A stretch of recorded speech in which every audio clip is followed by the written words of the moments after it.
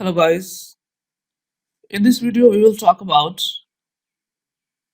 pointers की हम some example देखने वाले हैं pointers to array। इसकी एक example है यहाँ पे कि pointers को हम array के अंदर किस तरह यूज करते हैं।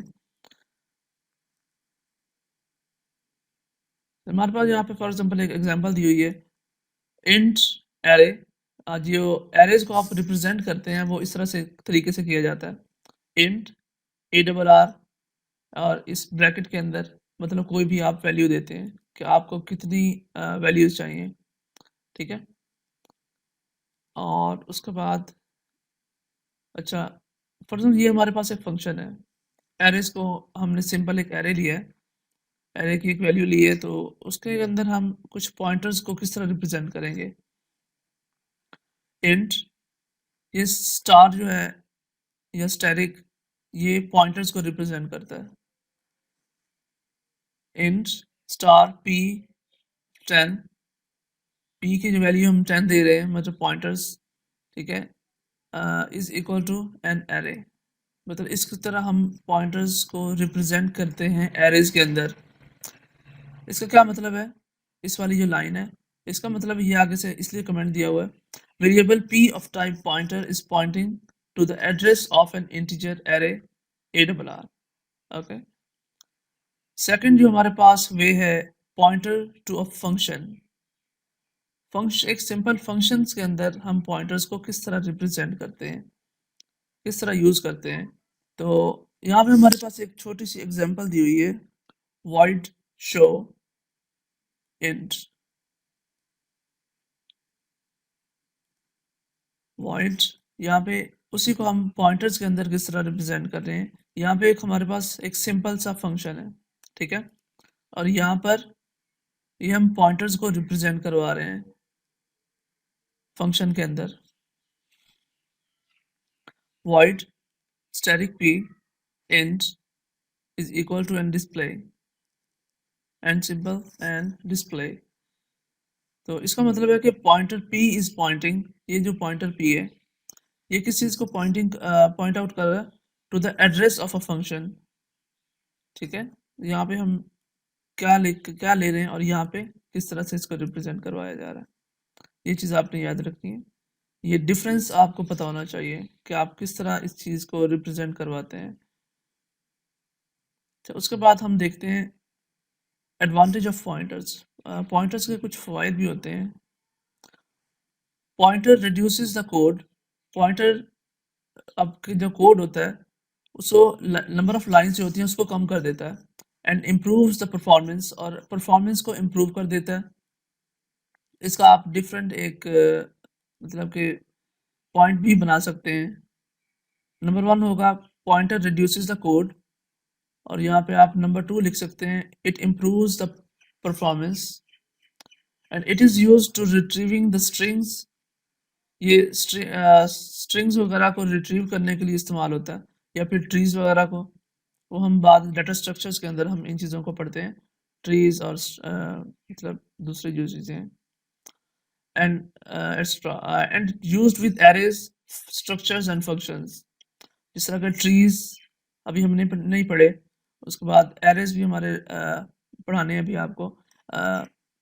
And used with arrays structures and functions. Okay, मतलब इन तमाम चीज़ों के अंदर इसको हम यूज़ कर सकते हैं। We can return multiple values from a function using the pointer. हम पॉइंटर को इस्तेमाल करते हुए एक ही फंक्शन से बहुत सारी जो वैल्यूज हैं, ठीक है, मल्टीपल वैल्यूज को रिटर्न करवा सकते हैं। सवाल नंबर 3 है हमारे पास it takes you able to access any memory location in the computer's memory. ये आपको इस काबिल बनाता है कि कंप्यूटर की मेमोरी के अंदर किसी भी मेमोरी को लोकेट करने मेमोरी लोकेशन को एक्सेस करने के लिए के काबिल बनाता है, ठीक है। उसके बाद हम चंद है कि यहाँ पे यूसेज ऑफ पॉइंटर्स देख सकते हैं कि इसके कहाँ कहाँ पे यूज़ किया जा सकता है या किस किस तरह से यूज़ किया जा सकता है। There are many application of pointers in C language. Number one है हमारे पास, ये इसके कुछ यूजेस दिए हुए एप्लीकेशन या यूजेस। पहला हमारे पास है dynamic memory allocation. In C language, we can dynamically allocate memory using malloc and calloc functions where the pointer is used. ये दो ऑपरेशंस होते हैं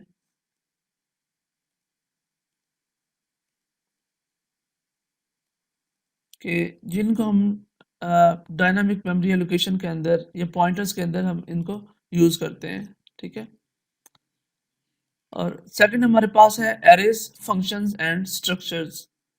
Pointers in C language are widely used in arrays, functions and structures. ऊपर जो हम पढ़ के it reduces the code and improves the performance. मतलब C लैंग्वेज के अंदर हम वाइडली बहुत ज़्यादा यूज़ करते हैं एरेज के अंदर, फंक्शंस के अंदर और स्ट्रक्चर्स के अंदर. ठीक है. ये इसकी दो तकरीबन हैं हमारे पास, दो तरीके हैं जिनसे हम इनको यूज़ कर सकते हैं. ये हम कहाँ कहाँ पे यूज़ कर सकते हैं. तो उसके बाद हमारे पास है null pointer. What does that mean? A pointer that is not assigned any value. एक ऐसा पॉइंटर जो कोई भी वैल्यू असाइन नहीं करता, but null is known as the null pointer. But okay, जो null है null, it is known as null pointer. इसके हम एक एग्जांपल भी देखते हैं आगे. If you don't have any address to be specified in the pointer at the time of declaration, you can assign null value. मतलब zero value आप इसको रिप्रेजेंट करते हैं. It will provide a better approach. जैसा कि for example यहाँ पे एक एग्जांपल दी हुई है, int pointer p equal to null. नल का क्या मतलब? If in the most libraries, मतलब बहुत सारी लाइब्रेरीज के अंदर जो हम प्रोग्राम के अंदर इंस्टॉल, ये सॉफ्टवेयर के अंदर इंस्टॉल करते हैं, the value of pointer is 0. Pointer की वैल्यू हमेशा 0 होगी. नल का मतलब है कि 0 वैल्यू है इसकी. अच्छा, उसके बाद हम एक छोटा सा प्रोग्राम देख लेते हैं, that is to swap two numbers without using the third variable with pointers. मतलब पॉइंटर्स के साथ हम तीसरे वेरिएबल को यूज किए बगैर हम दो पॉइंटर्स को किस तरह से स्वैप कर सकते हैं, उनकी जगह चेंज कर सकते हैं पॉइंटर्स को यूज करते हुए. मैं अपना कंपाइलर ओपन करता हूँ, आप भी साथ साथ काम स्टार्ट करें जी. सबसे पहले हम क्या करते होते हैं, कंट्रोल एन प्रेस करें for a new file.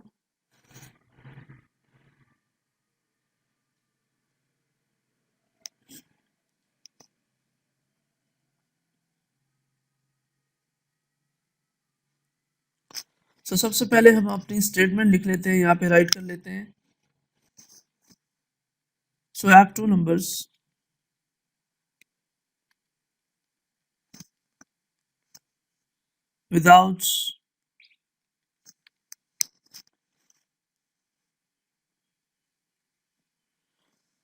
without using third variable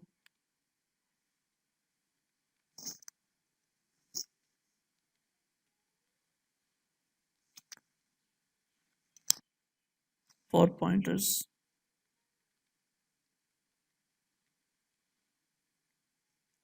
सबसे पहले हम जो हमारी स्टैंडर्ड फाइल है, स्टैंडर्ड हेडर फाइल है, वो रिप्रेजेंट करते हैं हैश इंक्लूड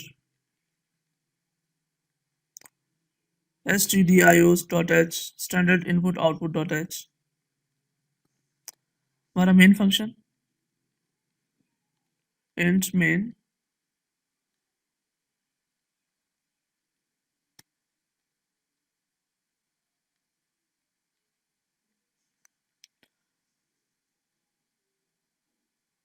यहाँ पर हम दो वेरिएबल्स लेंगे और दो पॉइंटर लेंगे. ठीक है. सो int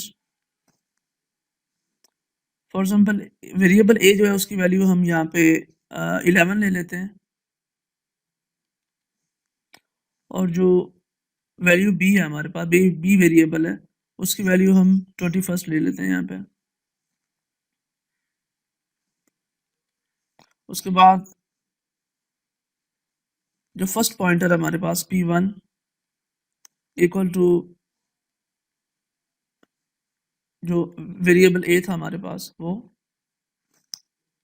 उसके बाद जो पॉइंटर सेकंड पॉइंटर है पॉइंटर 2 जो है p2 इक्वल टू इसकी वैल्यू असाइन कर देगा b को, b की वैल्यू इसको असाइन कर दी जाएगी and b।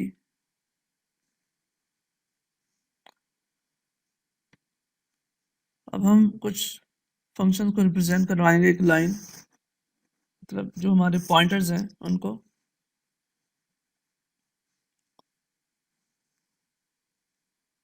printf, by using printf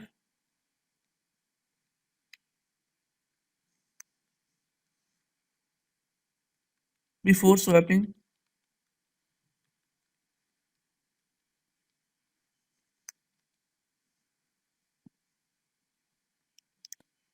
pointer p1 equal to जो फर्स्ट जो डिजिट होगा हमारे पास, जो मतलब कि वैल्यू ऑफ ए होगी वो,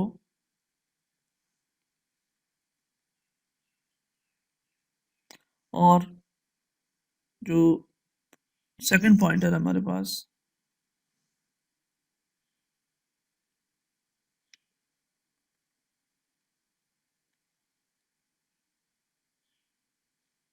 इक्वल टू मॉड डी।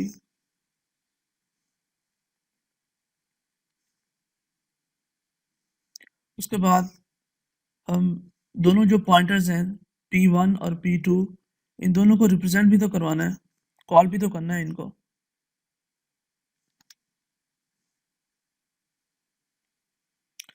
उसके लिए हम ये एक फंक्शन यूज़ करने वाले हैं यहाँ पे, p1 और p2 को हम यहाँ पे रिप्रेजेंट करवाया हमने।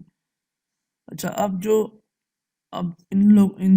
दोनों की वैल्यूज भी असाइन की जाएंगी इन्हें। So static p1 pointer 1 is equal to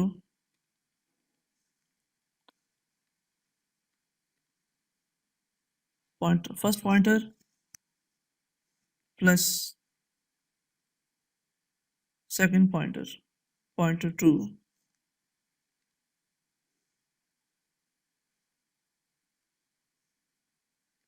pointer 2 that is equal to pointer 1 minus the value of pointer 2,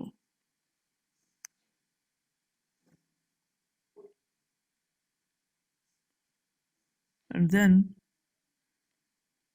pointer 1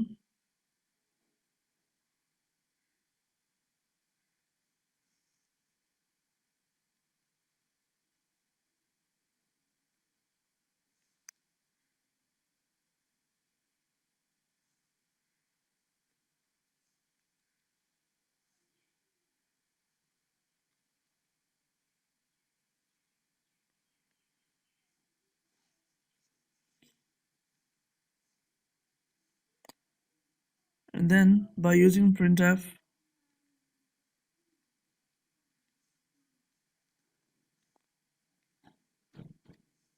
for a new line after swap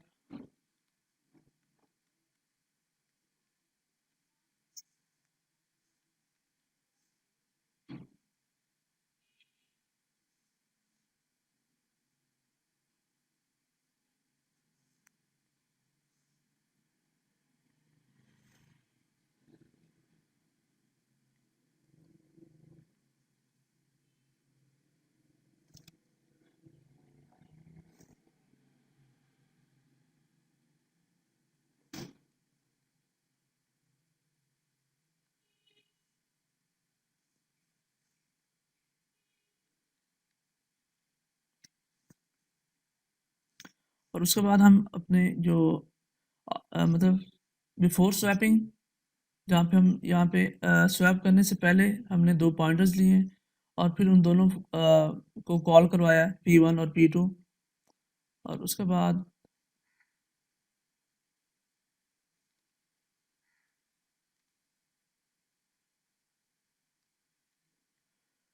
जो आफ्टर स्वैपिंग हम क्या कर रहे हैं, उन दोनों को दोनों पॉइंटर्स को एज अ इंटीजर, उनकी जो वैल्यूज़ हैं एज अ इंटीजर्स के अंदर वो हम रिप्रेजेंट करवाने वाले हैं। और उसके बाद फर्स्ट पॉइंटर और सेकंड पॉइंटर को दोबारा हमने यहाँ पे कॉल की है। उसके बाद हम अपने फंक्शन को रिटर्न करवा देंगे, रिटर्न 0। हमारा प्रोग्राम बन चुका है। ठीक है, उसके बाद मैं इसको सेव कर लेता हूँ।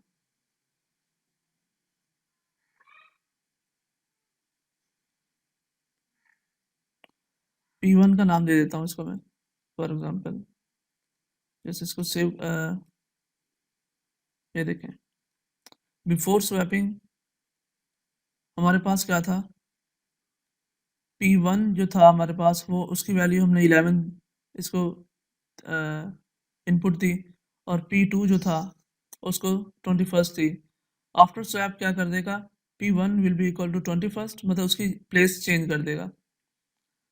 P1 की जगह पे 21 P2 की वैल्यू आ जाएगी, और P2 की जगह पे P1 की वैल्यू यहाँ पे रिप्रेजेंट कर देगा। ठीक है, इस तरह करते हैं हम। ये पॉइंटर्स की एग्जांपल है।